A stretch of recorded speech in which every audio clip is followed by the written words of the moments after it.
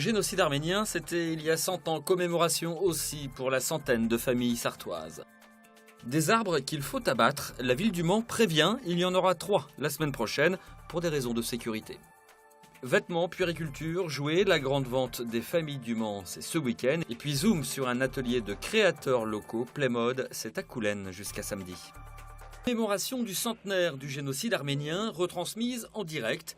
Dans le salon de ce pavillon d'Arnage, la famille Karapétian ne perd pas une miette du discours de François Hollande. Le président appelle à la reconnaissance du génocide par la Turquie. Le discours était bien touchant parce que, bien sûr, les Turcs et les Arméniens, ils sont pour rien. Les citoyens turcs et les Arméniens, ils sont pour rien. C'est les gouvernements en fait qui font le plus important. C'est eux qui doivent assumer. Le 24 avril 1915 débute ce qui sera le premier génocide de l'histoire. Entre 1 200 000 et 1 500 000 Arméniens de l'Empire ottoman sont assassinés ou meurent au cours de marches de déportation dans le désert. Un siècle après, la mémoire est encore vive dans les familles de la diaspora arménienne. Elles sont une centaine en Sarthe, où le souvenir et la religion entretiennent l'identité d'un peuple. On a gardé notre identité grâce à notre culture, grâce à notre religion. Et on est les premiers chrétiens du monde. Nous avons cette poids, entre guillemets, sur nous à porter toute notre vie. Et c'est bien, nous sommes fiers de ça. Ce vendredi après-midi, c'est à Tours que la famille Karapétian commémorait le centenaire du génocide. Il n'y a pas de mémorial au Mans. Les Arméniens de Sarthe souhaitent en créer un. Ils ont un projet, ériger un catch-car au Mans sur ce modèle, une croix de pierre d'environ 2 mètres de...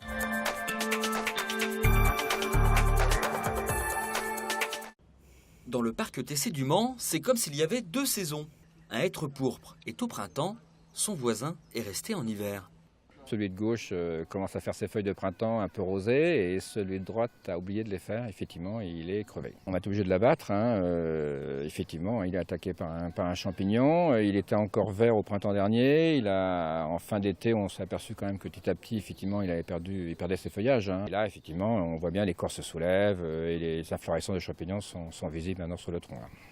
L'abattage, c'est le sort réservé à ce tilleul, encore majestueux, mais rongé de l'intérieur lui aussi par un champignon. À proximité, un érable, lui aussi malade, disparaîtra dans les prochains jours. Son voisin, qui devait être abattu lundi, est tombé samedi dernier, heureusement sans incident. Abattre ces arbres est donc un impératif de sécurité. C'est le message que la ville souhaite faire passer aux riverains et habitants. Ce qu'on veut dire aux habitants, c'est qu'effectivement, si on le fait, c'est parce que c'est utile, c'est nécessaire, et c'est aussi parce qu'à un moment donné, voilà, il a atteint un certain âge, et donc, ou il a été touché par la maladie. Pour autant, on va replanter, donc voilà, on renouvelle. La question des arbres est devenue épineuse au Mans depuis les travaux du tunnel, relancés par l'abattage du ginkgo biloba de la cathédrale et les détériorations au quinconce lors de la fête foraine. À noter des interventions qui auront lieu par ailleurs sur 2 autres marronniers, place des Jacobins et square des Tanneries.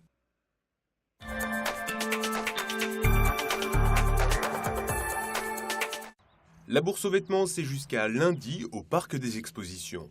Sur les 1500 mètres carrés d'espace de vente, c'est plus de 1000 visiteurs attendus. Un succès qui ne se dément pas. Parce que d'abord c'est une bourse d'été, la météo est clémente aussi. Il a fait très beau, donc les acheteurs ils commencent un petit peu à s'intéresser à leur garde-robe de cet été, où ils vont sortir les petits décolletés, les petites robes et les shorts. Des produits en bon état, une condition pour qu'ils soient vendus ici. Comme là, ces beaux sacs en cuir, là, tout ça, c'est beau. Alors celui-là est très joli aussi.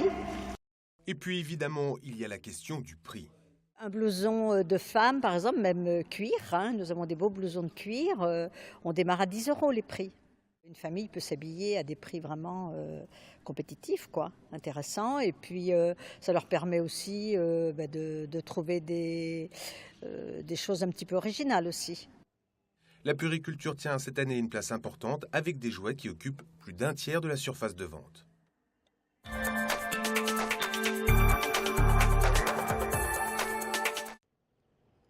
Playmode, c'est demain à Coulennes. Ces 6 créateurs vous reçoivent dans leur atelier pour vous expliquer comment ils créent et vous donner des astuces. Comment ils fabriquent sur mesure ou alors comment ils vont faire leur collection sur les saisons et comment les produits sont fabriqués. Ici, on peut trouver tous les accessoires et les vêtements qui peuvent être nécessaires pour un mariage. De la robe, du bijou, du chapeau, du foulard, des accessoires. Le mariage est toujours un moment important, indémodable. La robe de mariée fait toujours rêver. Ça reste quelque chose de très festif, donc c'est vrai que les gens viennent toujours avec plaisir pour ces événements et nous on les accueille aussi avec plaisir et c'est une belle complicité entre le visiteur et nous. Playmode permet aussi de répondre aux questions des passionnés de couture. Surtout actuellement où le côté savoir-faire est assez valorisé, donc c'est aussi ces rencontres qui permettent des échanges et des partages. Rendez-vous demain à Coulennes jusqu'à 18 h.